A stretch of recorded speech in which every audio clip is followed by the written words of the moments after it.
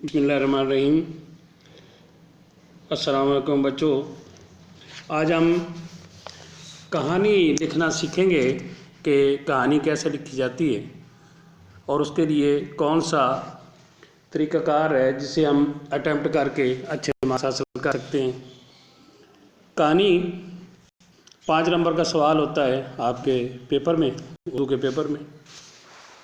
मकालमा और कहानी में से एक चीज़ आपने लिखनी होती है, लेकिन हम जैसे आपको पता ही है चॉइस नहीं देते, तो दोनों में से एक ही चीज़ दी जाएगी, वो आपने लिखनी होगी। तो बच्चों, आज हम 3 कहानियाँ पढ़ेंगे। कहानी झूठ की सज़ा है, अक्लमंद बीवी है और दूध में पानी है। ये कहानियाँ पढ़ने से पहले कहानी लिखने का तरीक़ाकार क्या है वो हम पहले पढ़ लें, फिर आगे बात करते हैं जी कि इन कहानियों में क्या है और आपने इन्हें कैसे लिखना है। कहानी जो है ये हिंदी ज़बान का लफ्ज़ है जिसका मतलब हकायत भी है, किस्सा भी है, दास्तान भी है, अफसाना भी है, ज़िक्र, सरगुज़श्त, गुज़री हुई बात, बहुत सारे इसके मीनिंग है। कहानी की तारीख़ शायद उतनी पुरानी है जितनी इंसान की अपनी तारीख़ है। कहानी नवीसी में एक बात लाजिम होती है कि कुछ वाक़यात को बुनियाद बनाकर उसमें हम ये गारंटी के साथ तो नहीं बात कर सकते, दावे के साथ कि ये बात सच है, लेकिन कहीं ना कहीं उसमें इंसान की बेहतरी का पहलू लाजमी होता है, जिसे हम अखलाकी सबक भी कहते हैं। तो इसमें शायद ये बात है जी कि इंसान को एक वक्त की बात दूसरे को समझाने के लिए एक किस्से की का सूरत में, एक दास्तान की सूरत में कोई बात बताई जाती है जिससे हम कुछ सीखते हैं, ताकि अगर वो उसमें कोई हमारे लिए बेहतरी का पहलू हो तो हम उसे अपनी ज़िंदगी में शामिल कर लें। अगर हमें किसी चीज़ से नुकसान हो तो हम उसको ना करें और अपनी ज़िंदगी से दूर कर दें ताकि हमारी ज़िंदगी बेहतर हो सके। कहानी बच्चों हमेशा माजी में लिखी जाए, सीगा माजी में यानी पास्ट में। ये नहीं है जी कि आप करंट में, यानी जिस दिन आज बैठे हैं, आज हम 30 दिसंबर में बात कर रहे हैं, तो 30 दिसंबर की कहानी नहीं लिखनी। ये गुज़रे हुए के वक्तों की बात होती है, यानी हमें नहीं पता कि इसको कितना वक्त हो गया है, इसलिए हम जब कहानी शुरू करते हैं तो हम लिखते हैं जी अगले वक्तों की बात है, पुराने वक्तों की बात है, एक दफ़ा का जिक्र है। तो हमें ये भी नहीं पता होता है कि कहाँ की यह वाक़या है, लेकिन ये होता ऐसे ही है। दूसरी बात है जी कहानी ज़बान सादा और रोज़मर्रा के मुताबिक हो, यानी ऐसी ज़बान सादा बिल्कुल उसमें मुश्किल अल्फाज ज़्यादा ना आए, और रोज़मर्रा के मुताबिक है जैसे हमारी आम बोलचाल है, आम हम उर्दू बोलते हैं, वैसी ज़बान होनी चाहिए।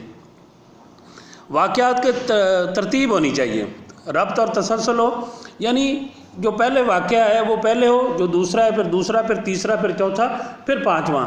ये ना हो जी कि जो आखिर में वाक़या है वो पहले आ जाए, जो पहले वो आखिर में चला जाए। इससे कहानी की खूबसूरती में कमी होती है।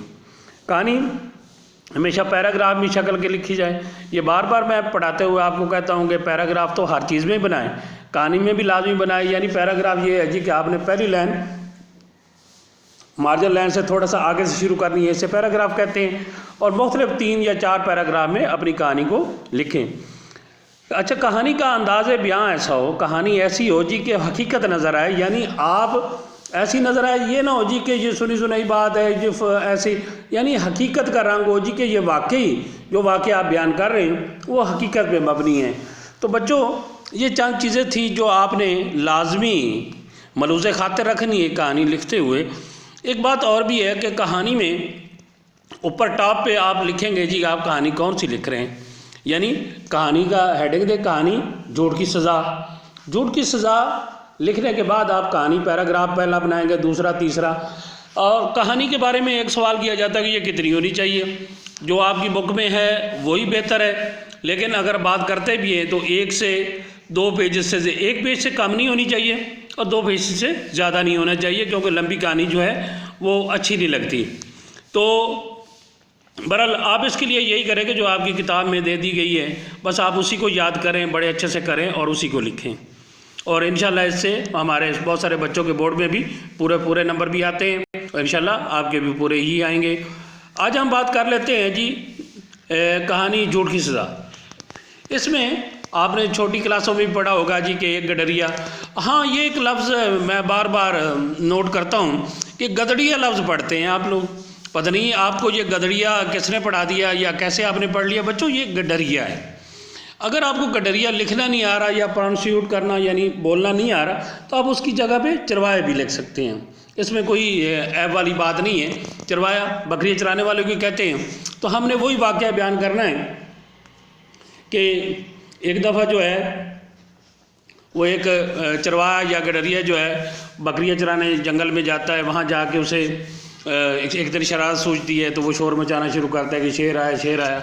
लोग उसको बचाने के लिए पहुँचे, लेकिन वहाँ तो कोई शेर नहीं था। तो उसने कहा जी मैं तो आपको आजमाने के लिए बुलाया था कि आप मेरी मदद के लिए आते हैं कि नहीं। फिर उसने दूसरी दफ़ा भी यही हरकत की। फिर तीसरी दफ़ा भी जब की तो लोगों ने तैयार कर लिया जी कि ये मजाक करता है, झूठ बोलता है, इसलिए हम इसकी आइंदा मदद को नहीं आएंगे। और एक दिन अल्लाह का करना ऐसा हुआ कि सच में शेर आ गया। उसने अब मदद के लिए बहुत पुकारा, लेकिन उसकी मदद के लिए कोई नहीं आया। इस तरह उस शेर ने उस पर भी हमला किया, उसे भी मार दिया, उसकी बकरियों को भी मार दिया। इस तरह उसे झूठ की सज़ा मिल गई। दूसरी कहानी है अक्लमंद बीवी। एक बजाज का लफ्ज़ लिखा हो, बजाज कपड़े बेचने वालों कहते हैं। एक दिन एक बजाज जो है कपड़े बेचने वाला जो है करमदीन, वो अपनी दुकान पे मसरूफ़ था। तो एक बुढ़िया वहाँ आ गई। उसने एक रुक्का दिया अपने मुलाजिम को कि जाओ घर से फ़लाँ थान लेके आओ। थान कपड़े पर जो बड़ा सारा कपड़ा होता है, लिपटा होता है, उसे थान कहते हैं। तो एक बुढ़िया भी उस मुलाजिम के पीछे पीछे चली गई। उस मुलाजिम को रास्ते में वो कहती है जी कि मेरी गठड़ी जो है सामान वाली वो दुकान पे रहेगी, बेटा ये रुक्का मुझे दे दो और वहाँ से मेरी गठड़ी ले आओ। मुलाजिम भागा भागा गया, लेकिन वहाँ तो कोई गठड़ी थी। लेकिन जब वो वापस आया तो उससे पहले जो है जो बजाज है कपड़ा बेचने में, उसकी बीवी के पास जो है वो बुढ़िया पहुँच गई। उसने कहा जी कि आपके मियाँ ने ये रुक्का दिया है, यानी ये रुक्का जो लिखी हुई चीज़ है, एक पर्चा दिया है जी कि आप फ़लाँ अलमारी में थान पड़ा है, वो मुझे दे दें। तो उसकी बीवी ने कहा जी कि दुकान पे मुलाजिम थे, वो क्यों नहीं आए। तो बुढ़िया ने कहा जनाब ऐसी बात है कि वो मुलाजिम मसरूफ़ थे, इसलिए मुझे ही आना पड़ा। लेकिन उसकी बीवी ने कहा जी कि मैं आपको थान क्यों दूँ। जब उसने बहस व तकरार की कि मैं आपको थान उस वक्त नहीं देगी जब आपको मुलाजिम नहीं आएगा या मेरा मियाँ नहीं कहेगा, इस रुके पे मैं एतबार नहीं करती। लेकिन बुढ़िया का जब देखा कि ये मेरे चक्कर में आने वाली नहीं है, तो वहाँ से भाग निकली कि कहीं वो मुलाजिम वापस ना पहुँच जाए और मेरी हकीकत खुल जाए। शाम को जब बजाज घर में आया तो बीवी ने उसने बताया, तो वो बहुत खुश हुआ कि मेरी बीवी कितनी अक्लमंद है कि उसने मेरा बहुत बड़ा नुकसान होने से बचा लिया। इसका अखलाकी सबक भी आपने एंड पे लिखना है कि अक्लमंदी किसी की मिरास नहीं, या अक्लमंदी जो है बहुत सारे मसाइल को हल कर देती है या बहुत बड़े नुकसान से बचा लेती है। तीसरी कहानी है दूध में पानी। दूध में पानी का मतलब ये है जी कि एक दफ़ा एक शख्स गवाला जो है वो दूध का कारोबार करता था। जो कारोबार दूध का करता है उसे गवाला कहते हैं। तो वो रोज़ाना पानी मिला के लोगों को दूध देता था। तो लोगों ने शिकायत की कि आपके दूध में पानी होता है या दूध पतला होता है। तो वो मजाक कर देता है जनाब के भैंसें या गायें जो हैं वो भी पानी पीती हैं। इस तरह पानी मिलाते मिलाते वो बहुत अमीर हो गया। एक दफ़ा ऐसा हुआ जी कि बहुत बड़ी बारिश आई और बारिश इतनी ज़्यादा हुई। पहले तो गवाला बहुत खुश हुआ जी कि अभी बारिश आई है, घास उगेगी, मेरी गाय भैंसें खाएंगी और दूध ज़्यादा देंगी। लेकिन अल्लाह का करना ऐसा हुआ जी कि इतना पानी, उसका घर जो है पहाड़ से निशेब में था, यानी नीचे वाली जगह पे था। तो पहाड़ से एक पानी का रेला आया, ना सिर्फ उसकी गाय भैंसें बहा के ले गया बल्कि जो उसने मालो मता यानी पैसे जमा किए थे वो भी बहा कर ले गया। तो वो लोगों को कहता फिरता था जनाब कि ऐसी बारिश मैंने तो ज़िंदगी में कभी देखी ना सुनी। तो एक अक्लमंद ने कहा जी कि नहीं, ऐसी बात नहीं है, ये वही पानी है जो तुम दूध में मिलाया करते थे, जिसका नुकसान तुम्हें ये हुआ जी कि तुम्हारा सारा कुछ ख़त्म हो गया। इसका मतलब अखलाकी सबक ये है कि ईमानदारी बेहतरीन हिकमत अमली है और ईमानदारी में बरकत होती है, जबकि बेईमानी में हमेशा नुकसान होता है। प्यारे बच्चों, ये आपने 3 कहानियाँ मैंने आपको समझा दी। आप अपनी किताब से, बुक से निकाल के, सफ़ा नंबर लिखा हुआ है 335-36 पे आप जाएँ, वहाँ इन्हें अच्छा सा याद करें। आपने ऐसा करना है जी कि ये तीनों कहानियाँ लिखनी भी है, याद भी करनी है।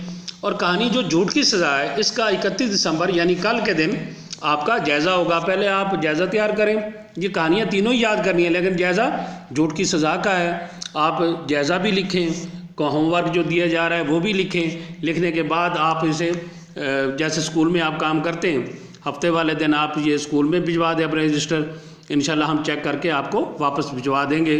आपकी समातों का बहुत बहुत शुक्रिया।